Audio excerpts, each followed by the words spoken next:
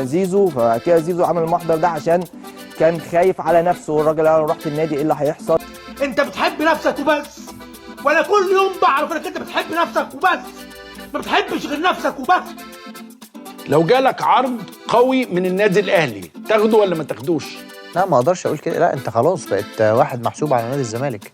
شفت في اخلاقك، شفت خزوه في الاهلي، فكل الكلام ده هري يعني. ابتدى يفتح كلام حسام عبد المجيد مش موجود في المعسكر، حسام عبد المجيد الاهلي بيفاوضه. دوقته كده ما عندكش دم. عبد الله السعيد، حاجه تخص عبد الله السعيد والونش، دي عمليه قلب مفتوح، تمام؟ كل الدكاتره بتستغرب انا عديت منها ازاي.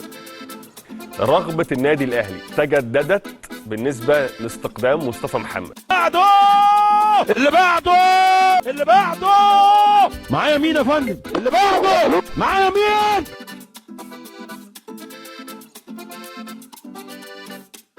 ده انت اوحش واحد شفته، انا انت اوحش واحد شفته عينيا.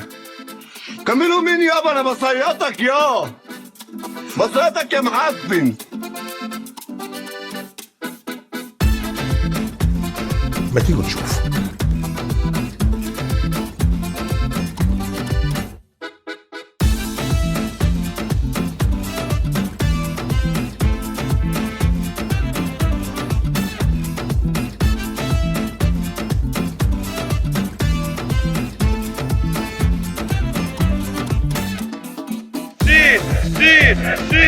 شيل يا دوين العمر، شيل. مستحيل، هذا لا يحدث كل يوم. ايوه يحصل كارثه، انا بقول لك وحياه المصحف يا سياده اللواء تحصل كارثه. الاهلي بعد ما تعاقد مع امام عاشور من الزمالك وبن شرقي من الزمالك، بيجي حاليا ويتعاقد مع زيزو، بس المره دي بقى بشكل مباشر من الزمالك، من غير اي كباري او من غير ما اللاعب يروح اي مكان تاني. والله العظيم الشيطان ما يعمل كده، والله العظيم الشيطان ما يعمل كده. بس على عكس امام عاشور وبن شرقي الاثنين اللي كانوا صراحه معاك من الاول، امام عاشور رجع من الاحتراف وقال لك انا عايز ارجع الزمالك، بس النادي ما كانش فيه فلوس، وبن شرقي انت بنفسك كنت متفق معاه في الصيف اللي فات ورجعت في اتفاقك. ولكن زيزو بقى الموضوع معاه مختلف، فيعني بعد ما خلاص كل اعلاميين مصر اهلاويه وزملكاويه قال لك خلاص زيزو مضى مع الاهلي، واتسربت حتى صوره تاشيره السفاره، والموضوع كان خلاص اتفضح يعني. زيزو بينزل بيان يوم 8 ابريل بيقول لك لا يا جماعه انا ما مضيتش لاي حد، واللي عنده ورقه يطلعها، وانا مستعد اقعد مع مجلس اداره الزمالك ونتفاوض ونشوف ايه احسن حاجه بقى. حلوه يا ولا. ايه ده ثبتني، صدقتك واقتنعت. هايل والله. لا وبعدها طلع بتصريحات من نوعيه انا كنت عايز اقعد في الزمالك، بس هي مجلس الاداره ما عندهاش طموح، بقى نقول ايه؟ ما تكملش كلام، ما تكملش، ما دام وصلت للمرحله دي ما تكملش. فالفكره هو كان بيبيع الروايه دي لمين بالظبط؟ هل هو كان متخيل ان هو هيخدع جمهور الزمالك فالجمهور يصدق فعلا ان هو رايح الاهلي غصب عنه يعني؟ من رايي هو كان مصدق، لان هو عملها قبل كده في جمهور الزمالك والجمهور صدق عادي. من وجهه نظري فقصه زيزو مع الزمالك او مع جمهور الزمالك تحديدا يعني هي اكبر اشتغاله في تاريخ الكره المصريه من ناحيه لعيب لجمهور. ازاي؟ في يونيو 2021 زيزو بيجدد تعاقده مع الزمالك مع كابتن حسين لبيب اللي كان موجود كلجنه معينه وقتها، وساعتها طبعا طلع اخبار ان الاهلي بيتفاوض مع زيزو، وان يعني الاهلي اجتمع مع زيزو ووالده، وطبعا الاخبار دي كانت بتتنفي. بس التركية في التجديد ان كان في شرط جزائي، وتقريبا الشرط الجزائي ده كان قليل قوي، وطبعا جمهور الزمالك بيدافع عن اللاعب ويقول لك لا يا جماعه هو الشرط الجزائي ده عشان لو حب يحترف بس، مش علشان يلوي دراع الزمالك بيه في المستقبل. المهم في المستقبل زيزو بيلوي دراع الزمالك فعلا بالشرط الجزائي، وبينجح في تجديد عقده ويبقى تقريبا اعلى لاعب في الفريق. بس التركية التانية هنا بقى ايه؟ اللي يفتكر في وقتها كان طلعت اخبار من نوعيه ان امير توفيق كلم زيزو، فزيزو قال له مين معايا؟ قال له امير توفيق مدير تعاقدات الاهلي، فراح قافل في وشه. يعني انا فاكر البوست ده كويس عمري ما انساه. هو الظاهر تقريبا ان زيزو قفل في وشه ونزل خد ابوه وراحوا قعدوا معاه فعلا، لان على حسب تصريحات تامر النحاس وكيل اللاعبين ان في جلسه بالفعل جمعت بين زيزو وابوه مع امير توفيق، وكانوا شبه متفقين ان هو يروح الاهلي، ولكن ابو زيزو راح يتفاوض مع بيراميدز، فالاهلي يتحس انه انسحب من الصفقه. لا واللي بيتقال دلوقتي ان عرض الزمالك اصلا على زيزو وقتها كان اكبر من عرض الاهلي ماليا، فهو حرفيا ما ضحاش باي حاجه عشان يقعد في الزمالك، هو قاعد عشان مصلحته. فالفكره اللعيب من وقت ما راح الزمالك وهو بيلعب بالزمالك وبيحط شروطه في كل تجديد، وفي كل تجديد بياخد اللي هو عايزه من الزمالك، يعني هو عمره ما ضحى. واخر تجديد كان شروط جشعه جدا، اللي هو انا عايز 80 مليون ودفعه تعاقد وابويا هياخد 30 مليون. انت نموذج حقير. صح انت ما عندكش اي ضمير. انا مستغرب ازاي وصل للمرحله في برشام اللي هو الاباتريل ده. الاباتريل ما باخدش والله ساعات. امال ايه اللي خلاك عملت كده؟ والغريب ان جمهور الزمالك كان دايما معاه في اي طلبات هو يطلبها، وكان دايما بيدافع عنه، وكان دايما بيقول حق زيزو، مع ان زي ما قلت هو اللاعب من اول ما راح الزمالك وهو عامل حسابه ان هو يروح الاهلي. يا لهوي الحقوني. وانا عارف ان دي هتبان مبالغه، يعني هو ممكن زيزو يكون فعلا اهلاوي دي معروفه، ولكن من اول ما راح الزمالك وهو عايز يروح الاهلي.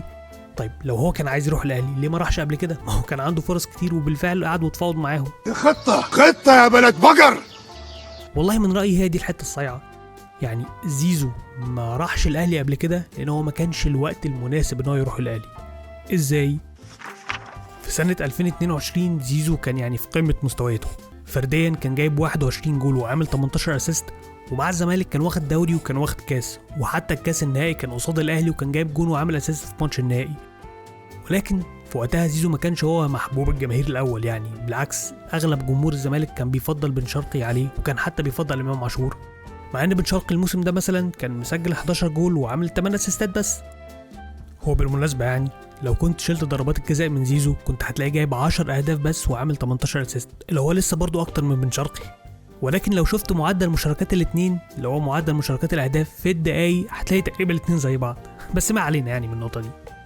فالفكره وقتها زيزو مع انه كان المفروض انجح موسم ليه ما كانش برضو لسه واخد الهاله والجماهيريه اللي يقدر يروح ويساوم الاهلي بيها، بدليل ان الاهلي نفسه صرف نظر عن التعاقد معاه.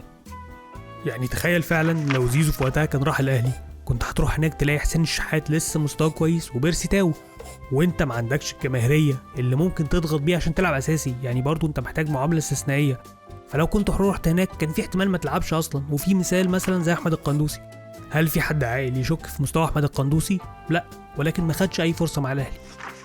او بلاش يعني نقول المثال بطريقه معكوسه، لو زيزو في 2022 كان راح الاهلي فعلا وكان خد يا عم اعلى مرتب في الفريق ولعب نفس الثلاث مواسم اللي لعبهم بعد كده نفس المستوى اللي كان فيه مع الزمالك، وجه وقت التجديد مع الاهلي دلوقتي، هل كان الاهلي هيجدد له بتقريبا 2 مليون دولار؟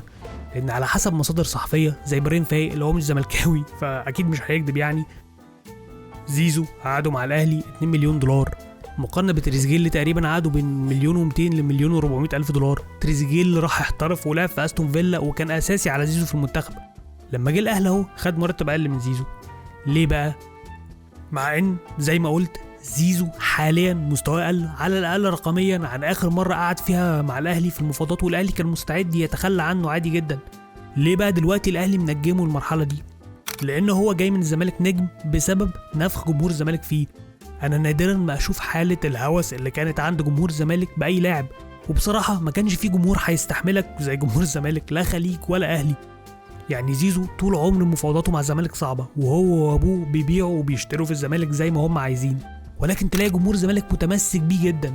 يعني واخرهم اخر مفاوضات جمهور الزمالك اغلبيته يعني كان بيقول لك جدد لزيزو باي رقم، ده زيزو احنا هنلاقي زيه فين تاني، احنا هنعرف نعوضه ازاي، عايز 80 مليون حاضر، او 30 مليون لبابا حاضر، وهنديك عربيتين وفيلا. 5 فيلل في الساحل الشمالي مقطوره للتوك توك بتاع الراجل ده عشان بيسترزق منه. انا عايز الواد ده يبقى ظابط. عايز اعمل عمليه لعينيا وتنجح. شرط اساسي ان العمليه تنجح. وانا على الطلاق عشان قله ادبك دي. قلت عيره. الموضوع وصل لمرحله ان اي حد يهاجم زيزو على مستواه اللي كان سيء فعلا كان الجمهور بياكله، بيقولك انتوا كمان بتنتقدوا زيزو، انتوا كمان يعني عايزين تطفشوا الواد من الزمالك. يا عم انت مبرشم ولا في ايه ده؟ والموضوع ما كانش مقتصر يعني على جماهير بتهاجم بعض، لا ده في رموز كبيره من الزمالك كانت بتتهاجم بسبب الموضوع ده. زيزو حسب مصادر زملكاويه يعني كان مخلص مع الاهلي من يناير 2025، يعني من 4 شهور تقريبا. خلينا فاكرين بس الرقم ده. كابتن عبد الحليم علي الهداف التاريخي للزمالك وتقريبا من اكتر الشخصيات اللي ضحت بسبب الزمالك طلع وانتقد زيزو يوم 1 فبراير. فكانت ايه النتيجه؟ ان جمهور الزمالك كان بيهاجمه، جمهور الزمالك كان بيهاجم هدافه التاريخي عشان طلع قال لزيزو خلص نفسك، عرفنا انت عايز تقعد ولا لا.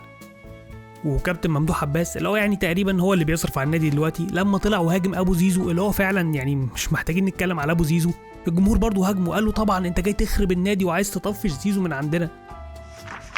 فالفكره ان حاله الهوس اللي كانت عند جمهور الزمالك دي ضرت النادي ما نفعتوش، خلت بس اللعيب يشوف ان هو ممكن يعمل اي حاجه مع النادي وممكن يعني يختبر النادي زي ما هو عايز وعادي الجمهور هيعديها له، والجمهور فعلا كان بيعديها له وكان في ظهره حتى لو على حساب النادي نفسه. يا خسيس، نسيت اصلك يا واطي، نسيت اصلك. انا اللي نظفتك صح بجنتك المعفنه وصندلك المخربع مرميين لسه تحت في اوضه الكلب صح. يا كلب. والموضوع ما كانش ليه علاقه بان زيزو اسطوره وايقونه للزمالك ومستواه الفني وكل الكلام الحمصي ده، لا الموضوع كان مجرد نفخ في اللاعب لان احنا عايزين نعمله ايقونه بالعافيه.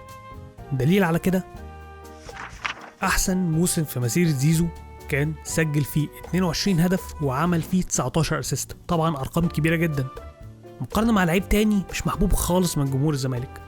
كهربا اخر موسم ليه مع الزمالك كان سجل 13 هدف وعمل 16 اسيست. طب هو يا معلم الفرق في الارقام كبير، ولكن زي ما اتعودنا مع زيزو شيل ضربات الجزاء. وانا عارف والله انها جزء من كره القدم، بس ما كهربا لو كان بيلعب ضربات جزاء برضو اكيد ما كانش هيضيعها كلها، كان هيجيب رقم يعني. فعشان نخلي بس المقارنه عادله، لو شلت ضربات الجزاء من زيزو الموسم ده هتلاقي ان زيزو مسجل تقريبا 13 هدف بس، لان هو في الموسم ده كان مسجل 9 ضربات جزاء. فطب ما هو برضه يا معلم زيزو لسه مشارك في اهداف اكتر من كهربا. ولكن لو بصيت لمعدل الاهداف بقى في الدقيقه، لان زيزو كان مشارك في دقايق اكتر بكتير من كهربا، هتلاقي تقريبا ان هما زي بعض. بس في حاله كهربا بقى جمهور الزمالك كان بيعامل اللعيب صح، كان هو اللعيب انا عارف انك انت اهلاوي وانت عارف ان احنا مش طايقينك فعديها، طالما انت بتأديني لي في الملعب فخلاص يا معلم انت تمام. وقت ما مشي كهربا محدش كان زعلان عليه، كل كان بيتعامل ان هو يا عم خلاص، وكل كان فرحان اصلا ان في غرامه جايه من وراه. وهي دي المعامله الصح، هو المفروض تعامل اللعيبه كلها ان هي موظفين وانها جايه عشان مصلحه النادي.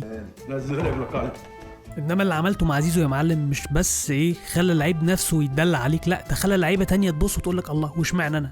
يعني مش هتكلم على محمد سيد اللي لسه لعيب ناشئ ويعني بيتنك على النادي من دلوقتي، ولا ناصر ماهر اللي يعني حرفيا ما لعبش معاه غير تقريبا نص موسم بس والباقي مقضي مصاب ودلوقتي عايز يضاعف عقده. لا خلينا نتكلم في مثال فعلا لعيب كبير في الفريق صعب تخسره. المثال ده مين؟ حسام عبد المجيد. شويه قلت ان زيزو وقع مع الاهلي في يناير تقريبا حسب مصادر زملكاويه، والخبر بدا يتسرب كده بعد موضوع الانسحاب في مارس، تمام؟ ويعني الاهلي شبه اعلن رسمي عن طريق صحفيين مقربين ليه ان زيزو خلص في اول ابريل، فالاهلي فضل متكتم على الخبر شهرين لانه ما كانش عايز يبوظ الدنيا ولا كان عايز يضر اللاعب. ايه علاقه ده بحسام عبد المجيد؟ حسام عقده فاضل فيه مع الزمالك 2.5 سنين، مرتبه سنويا 1.5 مليون جنيه، فممكن الزمالك يدفع بقيه عقده كلها دلوقتي عادي جدا. وكمان مفيش اي شرط جزائي في عقده، فهو حرفيا لا يمتلك اي حاجه يلوي بيها دراع النادي، هو تحت رحمه الزمالك، والزمالك عايز يبيعك تمام، مش عايز يبيعك هو حر. ولكن بالرغم من ده فتلاقي ان بيطلع اخبار ان حسام عبد المجيد بيتفاوض مع الاهلي عادي جدا، وان حسام عبد المجيد عروضه الاحتراف اللي عايز يروحها دي هي مجرد كوبري عشان يرجع الاهلي. ويطلع كمان صحفيين محسوبين على الاهلي يعني يقول لك بهزار كده مهما تشوفوا له عقد في ميتلاند، اللي هو اللاعب نفسه كان ممكن بمنتهى البساطه يقول لاداره الاهلي ما تسربوش الاخبار عادي، ولكن هو مش عامل لك اي احترام للدرجه دي. يعني شوف وضعك وصل ازاي، ان مجرد لعيب اول موسم ليه يكون مهم للفريق بيعاملك بالاسلوب ده، اللي هو يا عم عايز اروح الاهلي وريني هتعمل ايه. فللاسف يعني تعامل جمهور الزمالك مع زيزو بالتحديد خلى بقيه اللعيبه كمان تشوف انها ممكن تتحط في المكان ده، اللي هو طب اشمعنى زيزو، ما انا كمان بعمل وانا كمان بسوي. هو القرف ده؟ ايه القرف ده يا زملكاويه؟ وعشان تحل بقى لازم يعني رد فعل عنيف، لازم تقول مثلا الصيف الجاي والله اللي مش هيجدد معايا يا حسام مش هتجدد، هتقعد على الدكه. انت اللي مش هيجدد يا اما هيتباع يا اما هيقعد على الدكه. فكره الدلع والتساهل ده ما ينفعش يحصل في الزمالك. خلاص ما بقاش فيه اختشا بقى، انا مش بقى على حاجه في الدنيا دي، يلا نلعب بقى كده، خلينا نلعب مع الكبار. ما بقولش للجمهور اللي هو ما تشجعش اللعيب، لا شجع عادي جدا، بس اعرف في الاخر ان هو موظف، عامل اللعيبه انها موظفين، والله اديت لي في الملعب فانت حبيبي وكفاءه والايقونه والعظيم وكل حاجه. مستواك بدا ينزل او بدات تلعب يعني بورق انديه تانية، خلاص توكل على الله شوف مصلحتك، وفعلا زي ما عملتك هعمل غيرك او هستفاد بفلوسك. يعني المفروض المعامله من هنا ورايح تبقى ازاي؟ عايز تلعب؟ العب، بس تحت ايدي، هتخرج عن الحدود، هسحقك. وبس، انا كده خلصت. انا دلوقتي محسوب على نادي الزمالك وهم محسوبين عليا، عشان كده قلت ايه، لو حصل يعني موضوع وانا احترفت بره هرجع برضه بيتي نادي الزمالك، هرجع البيت اللي انا اتعرفت يعني مش قضيه فلوس، يعني مثلا لو الاهلي قال لك ايه، انت بتاخد مثلا 10 في الزمالك، احنا هنديك 20 عشان